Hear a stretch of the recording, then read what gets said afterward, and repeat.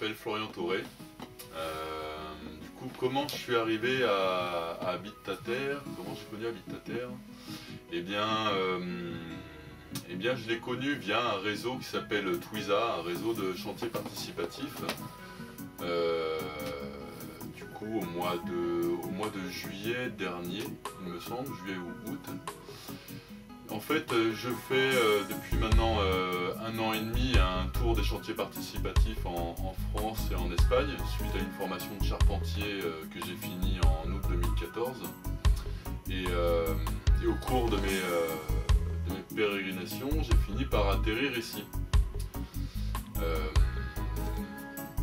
Je voulais voir en fait comment le Earthship utilisait les principes bioclimatiques.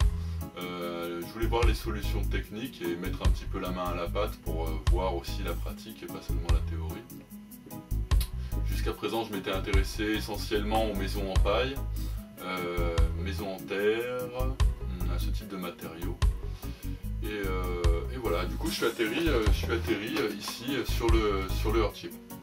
J'ai tassé quelques pneus et tout ça avec tout le monde pour monter les murs. Et ils avaient besoin d'un charpentier en fait pour la suite du travail, pour faire toute la structure. Du coup j'ai proposé d'accompagner le chantier participatif bois qui a lieu en ce moment.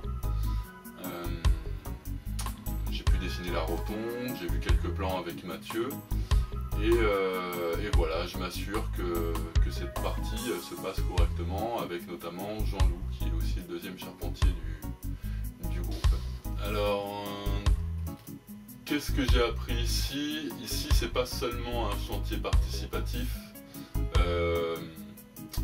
Il y a cette idée, il y a pas mal d'outils qui ont été utilisés qui proviennent de l'éducation populaire pour tout ce qui est communication, organisation, et finalement pour tendre vers l'autogestion du lieu par tous les membres qui y vivent. Du coup, en parallèle en fait du chantier, c'est créer les prémices ce qu'on pourrait appeler, j'imagine, un éco-village ou un écolieu. Donc c'est créer un collectif. Du coup, tout ça, ça nous apprend en fait à vivre ensemble. Ça nous amène quand même à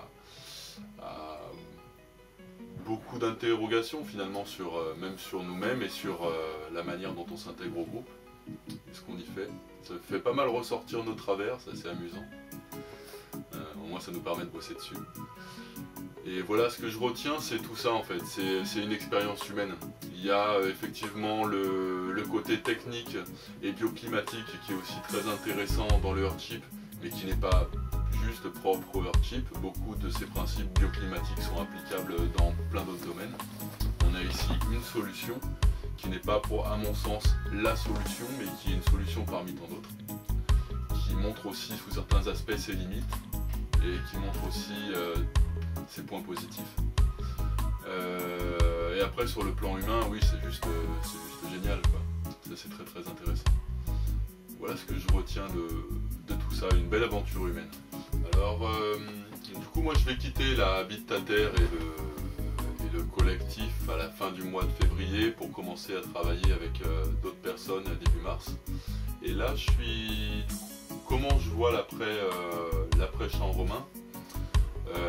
J'aimerais développer du coup un concept qui serait une maison atelier itinérante sous forme de tiny house pour pouvoir justement accompagner des chantiers participatifs un peu partout, que ce soit en France d'ailleurs ou à l'étranger, et pouvoir embarquer en fait des équipes justement de construction qui pourraient varier.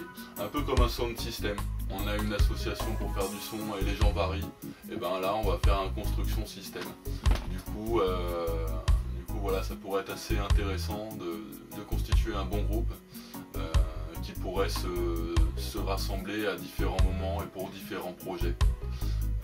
Voilà, cet espace accueillera un atelier et pourra héberger 6 personnes. Du coup, voilà comment je vois la suite. Ça, c'est le projet 2016. Je tiendrai informé Habite ta Terre et tout ça. Je pense que voilà, on restera en lien. Voilà, merci à tous et merci pour tout.